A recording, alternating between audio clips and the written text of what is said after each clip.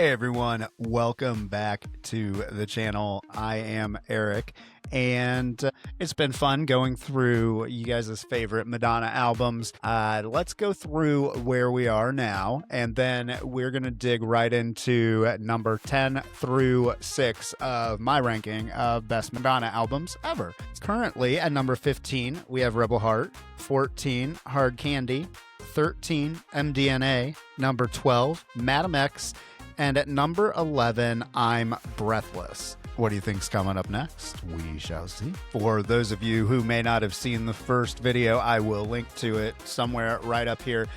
Let's take a look at how we're actually going about ranking these albums on what I'm calling the Madonna metric. It is a 3-pillar system, starting with personal impact. We are going to talk about how the album resonates with me in my personal life. Does it bring back good memories? Does it bring back bad memories? And then the second thing we're going to look at is the artistic flow. Is the album cohesive? Can you listen to it from beginning to end without skipping something? Or is there a bunch of filler track bloat in the album? And then the third thing that we are going to be looking at is the production chemistry on the album. This is the collaborator vibe check. This one is going to determine if the producers like Kanye West, William Orbit, if they elevated Madonna's greatness or if they were just a distraction. And I'm kind of looking at you this time, William Orbit. I say William Orbit because coming in at number 10 is the wonderful album Ray of Light. It was 1998, and Madonna popularized electronica through a spiritual and artistic rebirth. Following the birth of her daughter, Madonna turned to Eastern mysticism and electronic music, partnering with producer William Orbit. She substituted the party rave sounds of the 90s for a lush, introspective singer-songwriter techno. The result was a masterpiece that radically updated her classic dance pop sound for the impending millennium. I remember when this one first came out and when MTV started playing the video for Frozen, and I was just in awe of those drum samples in Frozen. I was in awe of the video, and that was the lead single, so it came out before the album actually dropped, and I loved that song. I graduated high school in 1998, so it reminds me of just being fresh out of high school, being a confused young gay man dating a woman in a small town and not knowing anybody gay, and this was like a completely new sound to me. The people that I was friends with at the time were listening to what was popular at the time. Marilyn Manson, I think, was popular at the time, and if they weren't into that type of music, they were probably listening to Dixie Chicks. Their first album was out around this time. I know those are things that were way more popular with kids my age than this album was, but this album was friggin' amazing. Let's take a look at this track list here. Let's go through them one by one here. Drowned World, Substitute for Love. That was actually a single for this album. There was a full-on video for it. I love Drowned World, Substitute for Love.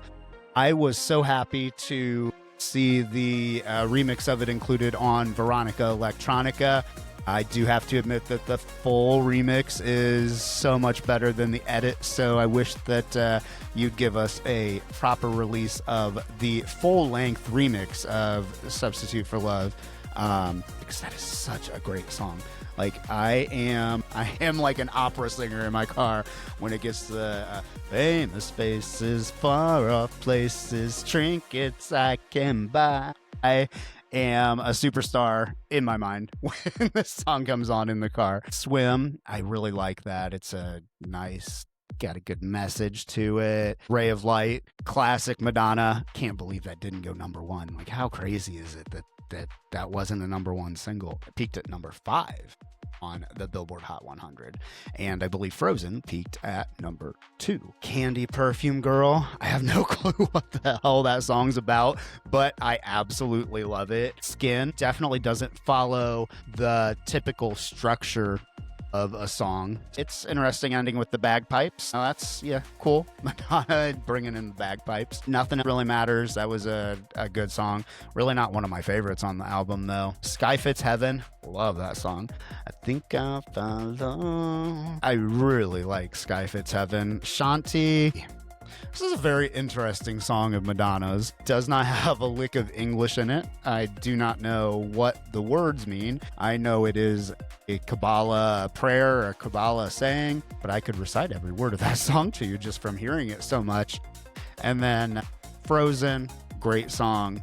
And The Power of Goodbye is also a very good song. And then this is why it's ranked at number 10, because I like everything up until this. But in my opinion, this album could have ended after The Power of Goodbye. I do not like to have and not to hold Little Star. I get it. It was about Lourdes. Could have maybe been a B-side to one of the singles. And then Mergirl. Mergirl's right up there with Falling Free. Not as bad as Falling Free, because there's actually something interesting going on in Mergirl, but it's definitely trippy and weird. Let's take a look at the album art here, shall we? So I do have the vinyl of this. I think she looks very beautiful on the packaging to this album. I love the blue that they did. The whole thing here is nice and cohesive. I like the look that they went for. The reason it's so low, again, is I think it could have ended after The Power of Goodbye. And it really reminds me of a not so great time in my life. I was right out of high school, like I said, just not even coming out of the closet yet. I haven't even admitted to myself that I was gay. So I hadn't told anyone in my orbit that I was gay. And this just kind of reminds me of that time and that feeling like I was hiding something from the world, basically. I think William Orbit's kind of a crybaby. When they did the release of Veronica Electronica, William Orbit was making a big stink on social media about how they didn't consult him to provide anything for the new album. They didn't use any of my mixes. They didn't do this. They didn't do that. And then a little bit later, he went back on social media claiming that, oh, I had Ray of Light number 2 written and Madonna just blew me off. And I think that Madonna fans were kind of like, well, what was MDNA? If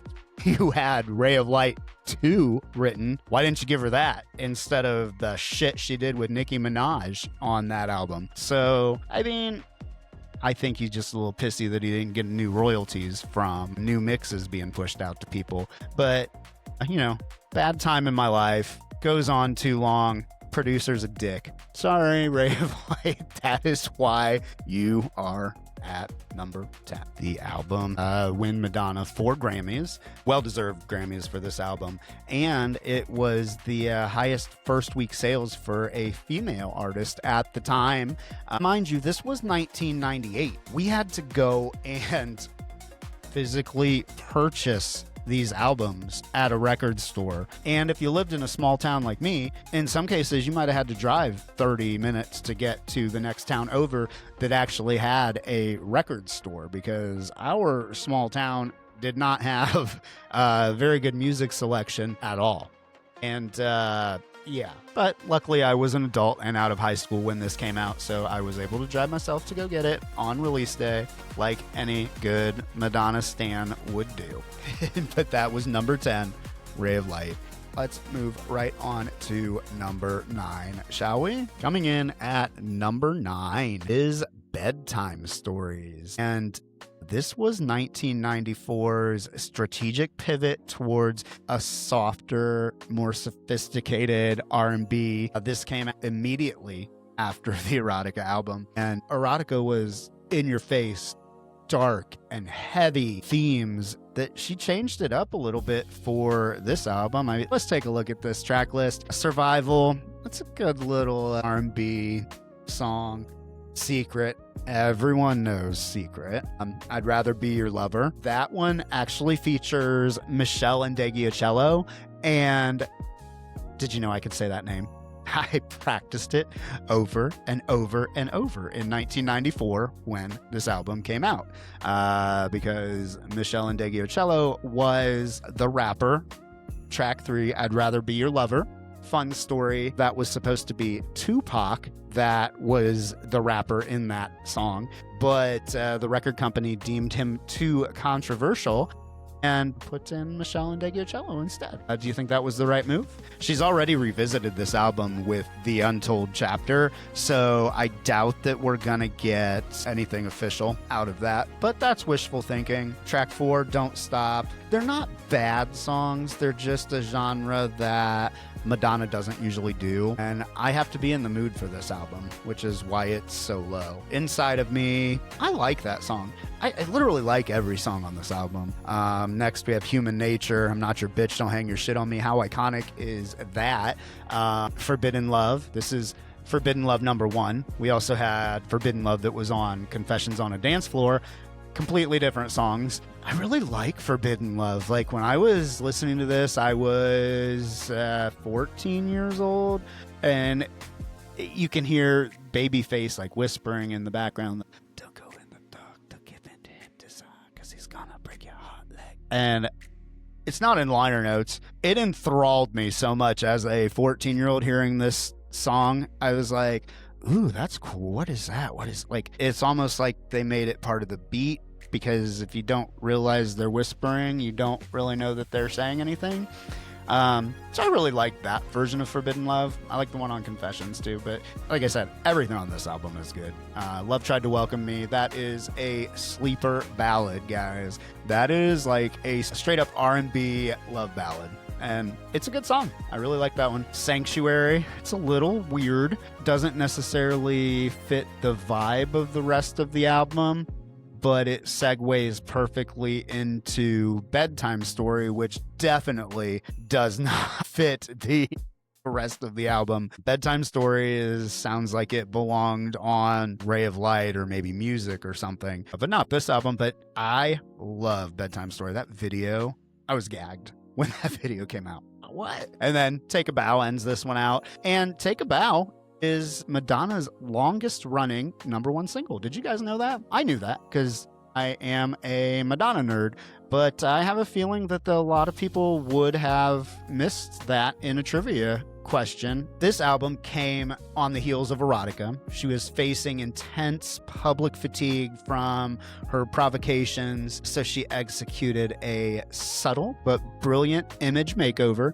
embracing smooth R&B arrangements and trip-hop grooves. She collaborated with writers like Bjork for Bedtime Story to turn inward. It was a sophisticated, unapologetic response to her critics that ultimately yielded her longest-running #1 hit, Take a Bow. And Take a Bow was #1 for 7 consecutive weeks. And that means people went to the record store and purchased the single for the song Take a Bow the most. It was the most purchased single for 7 weeks in a row.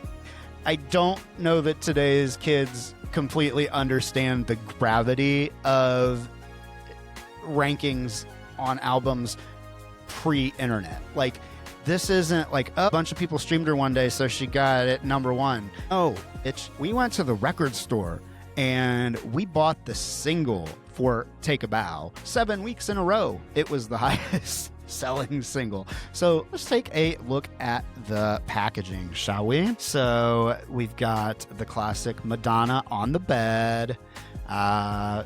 This one, she is packaged correct side up. There was a misprint on the first run of them, and she was printed upside down, but the words were printed correctly, and no one knows which is the correct one anymore. So that's interesting. Only album of hers that's like that. This one, I like the packaging. It's very cohesive packaging. Very simple, gatefold design here. A little hard to read. the track titles, but I bought the vinyl for nostalgia's sake, not necessarily for listening to its sake. I do listen to these vinyls, but, you know, not that often. I stream most of the time, like other people. So, so far today's video, we had number 10, Ray of Light, and number 9, Bedtime Stories. Let's move on to number 8, shall we?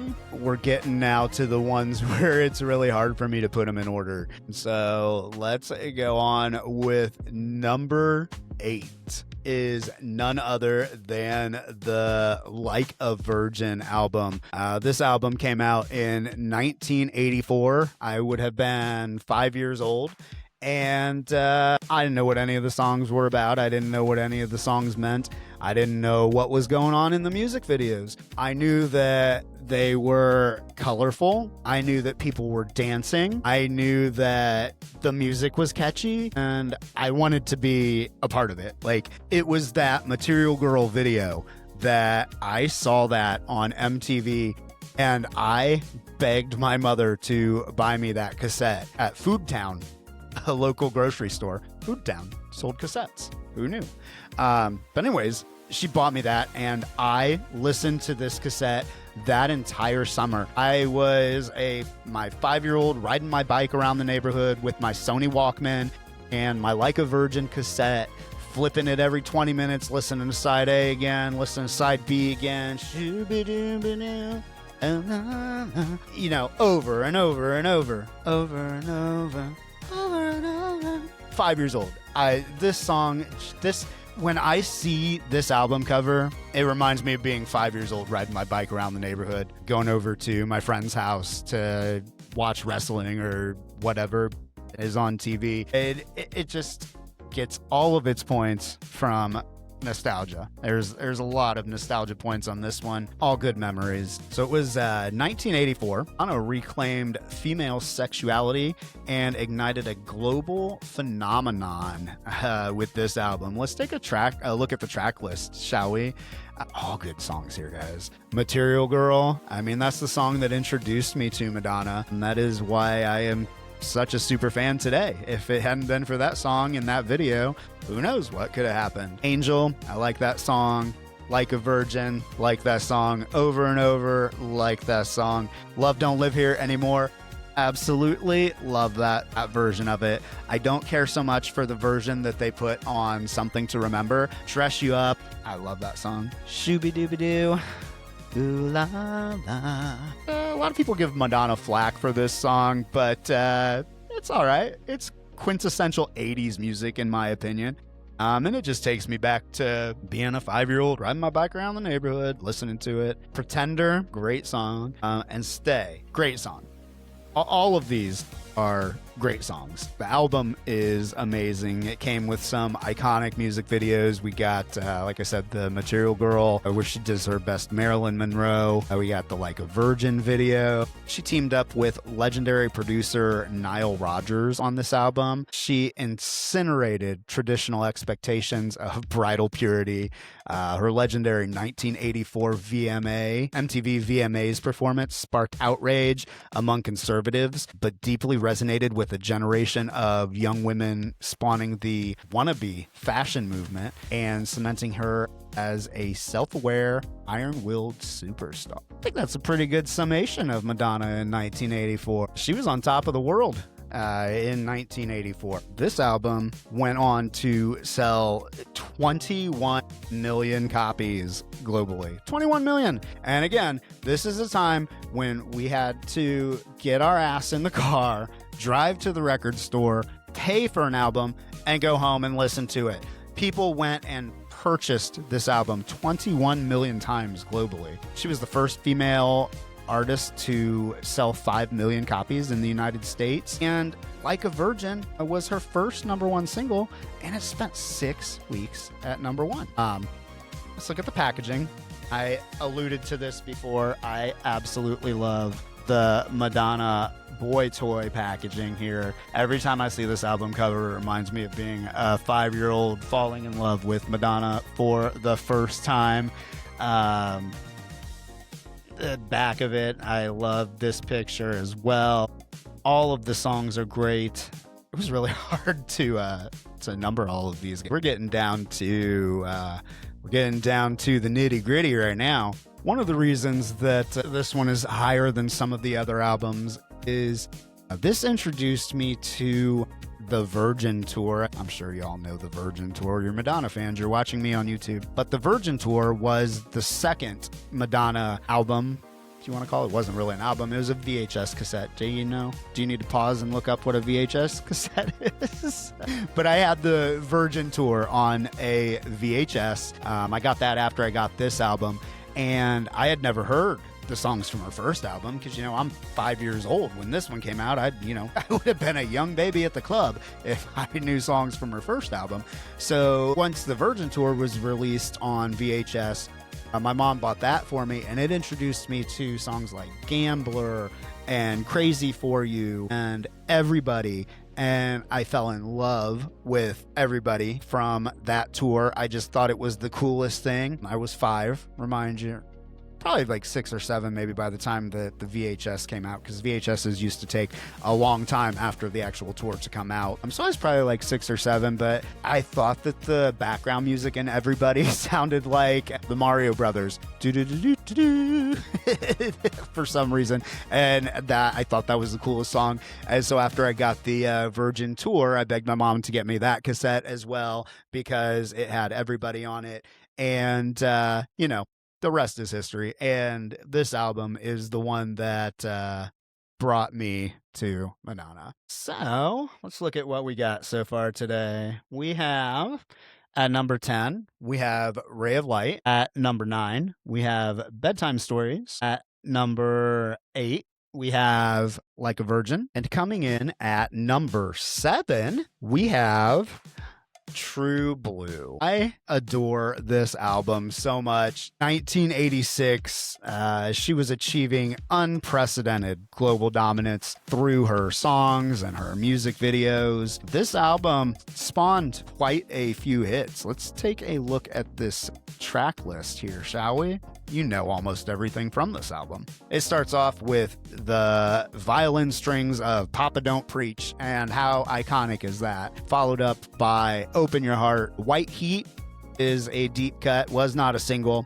I was on the B-side of a single. I know I saw it on an old school jukebox back in the day at Pizza Hut when we were doing our Book It contests. I remember that White Heat was the B-side of one of their singles in the jukebox. Weird memory. So I can't remember what I had for lunch, but I can remember what was the B-side on a jukebox. I saw it there, so it happened. Live to Tell, love that song. Amazing song. Papa Don't Preach, Open Your Heart, Live to Tell, all went number 1. Every single one of those songs, number 1. So that side A is all of it's iconic. And then number 2, we've got Where's the Party? Like I was telling you about the last album, Like a Virgin, I had the Ciao Italia VHS, and that introduced me to all of the songs from Who's That Girl, which I kind of lump Who's That Girl into this era as well, and You Can Dance, because True Blue was the newest album when You Can Dance came out. So True Blue, You Can Dance, and Who's That Girl collectively are what's coming in at number 7 in my ranking. Where's the Party? Great song. True Blue. I love that song. I love it. It's my husband's favorite Madonna song too, so I love that song. La Isla Bonita, great song. The only 2 on this side that you probably haven't heard, Jimmy Jimmy and Love Makes the World Go Round. And those are corny, but this album gets a lot of points in the nostalgia factor for me because every single video that was from this album is iconic. With Papa Don't Preach, she tackled teenage pregnancy. Open Your Heart, we know she was with the Peep Show. True Blue, she was like the diner singer. And in La Isla Bonita, she gave us that fabulous Spanish look. So many iconic Madonna looks started from this album. This one was dedicated to her then husband, Sean Penn. Her third studio album was a deliberate bid for artistic maturity, incorporating Hispanic culture motifs and addressing complex themes like teenage pregnancy. Madonna proved she was not a passing fad, delivering a critically acclaimed record that broke international chart records. Yeah, I really dig this album. I still listen to this one pretty often from beginning to end, even Jimmy Jimmy and Love Makes the World Go Round, just because so many good songs, so many good memories associated with this album. What do you guys think about that? So we've got number 10, we had Ray of Light. 9, Bedtime Stories. 8, Like a Virgin. 7, True Blue. And then rounding out this video with number 6 is the incredible Like a Prayer album. This album was from 1989. It's known for blurring the sacred and the profane. In 1989, she released this perfect album. It is such a good album. The nostalgia factor is really good on this one. Reminds me of Christmas of 1989 when I got the album as a gift, and I opened it and it smelled like patchouli. And that was something that I didn't really know what the smell of patchouli was. But now, every time I smell it, it's like a prayer. So it's amazing how scents can do that to you. Let's look at this track list here. First song, iconic, Like a Prayer. My husband tutors high school kids, and one of his students said to him, they were talking about Madonna, and I don't remember how Rich said that they brought it up, but the song Like a Prayer came up, and this student said to my husband, "Oh, you mean the Deadpool song?" I'm like, what? Like, that's how kids these days know Like a Prayer. I mean, that isn't shocking. You had to see during the Sabrina Carpenter Coachella performance, people that age were just kind of standing there like a bump on the log, like they didn't know the song. But it's iconic. A whole new generation is learning it. And that video, oh my goodness. This was the first time that Madonna got banned in my house, because even though I wasn't raised in a really religious family, my mother was super religious, and the video outraged her along with a lot of other Christians, which I still don't understand why. I don't know if it was the black saints. I don't know if it was the stigmata. I don't know exactly what it was, because the point of the video is that Madonna's trying to set an innocently accused man free by telling the cops what really happened. And I mean, burning crosses, yes, that's the imagery, but I mean, that's practically the country we live in right now. I'm surprised there's not burning crosses right down the road. But anyways, let's get off of that tangent. Second song on here, also iconic, Express Yourself. That Metropolis-themed music video came out that summer, and I was in awe. I was 9, about to be 10 when it came out.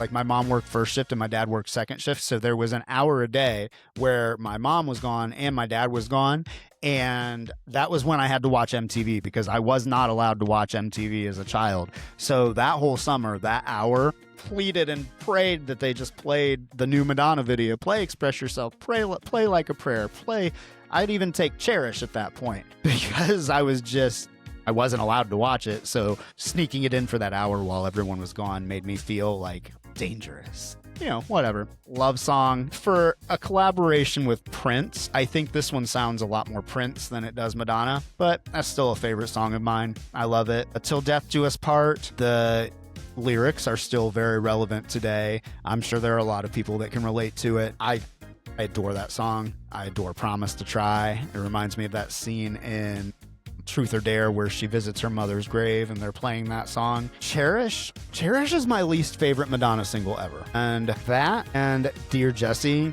are the reason this album isn't number 1, because this album fits all the criteria for me. It has good, solid memories associated with it. The production on everything here is so cohesive. This album is a story, and from beginning to end, it is great, except for the part where it isn't. And Cherish and Dear Jessie are those parts for me. Oh Father, I could take that song or leave it, but it adds to the album. Keep It Together, love that song. And Spanish Eyes. Interesting on this one, it says it's called Pray for Spanish Eyes. I'll show you the back of the vinyl. It says it's called Spanish Eyes on the vinyl. And on the CD, it says Pray for Spanish Eyes. I don't know when that changed, but I've seen Pray for Spanish Eyes on the packaging on a couple of them that have been out there. I just call it Spanish Eyes, though. If they wanted to release a ballad from this album as a single, I, for the life of me, do not understand why they didn't go for Spanish Eyes over Oh Father. Father kind of ended Madonna's top 20 single run. I think that they could have gotten more life out of the album if they had gone with Spanish Eyes as the ballad single. And I selfishly would love to see a video for Spanish Eyes because it's such a great song. And then the last song we've got is Act of Contrition. That is a Catholic prayer that Madonna and Prince have set to a beat and added a nice contrite ending to the song. The album was produced by Patrick Leonard and Prince, and this masterpiece served as an emotional exorcism following her divorce. The title track's music video drew the ire of the Vatican and my mother, and it cost Madonna a Pepsi sponsorship. Fun fact, the Like a Prayer tour never happened because Pepsi pulled out after the video commercial for them aired during the Cosby Show one time, and the outrage with the public was so fierce that Pepsi pulled the commercial and canceled the tour. It was probably for the best because that gave Madonna some time to come up with Vogue and do the Dick Tracy movie and soundtrack, and she conceptualized the Blonde Ambition tour in 1990 that she ultimately turned into one of the first really big reality music docs. And I don't know that that would have happened had Pepsi not pulled out of the Like a Prayer tour.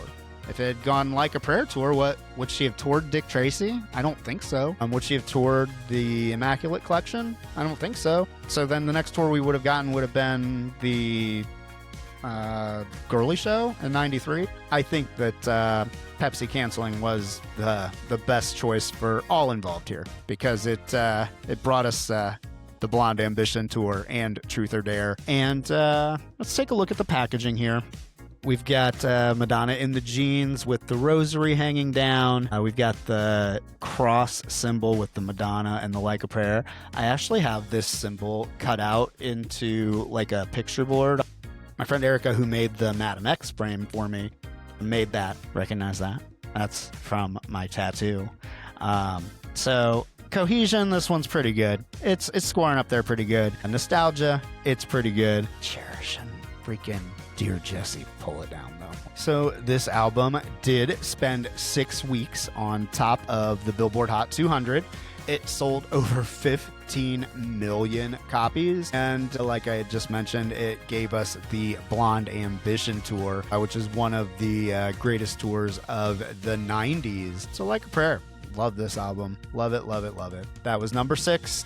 Let's go through these one more time, guys. At number 10, number 9, Bedtime Stories. Number 8, Like a Virgin. Number 7, True Blue. And coming in at number 6 is Like a Prayer. Do you guys agree with this? Tell me in the comments. I would love to know. I really enjoyed the comments on the first video. Tell me what you think of my number 10 through 6 and rank your number 10 through 6 in the comments below. And if you enjoyed this video, please like and subscribe to the channel. That will help YouTube push the video to other Madonna fans that might like to hear me ramble about Madonna as well. But until the next time, guys, thank you for watching the video, and I will see you in the next one with numbers 5 through 1. So excited. Bye.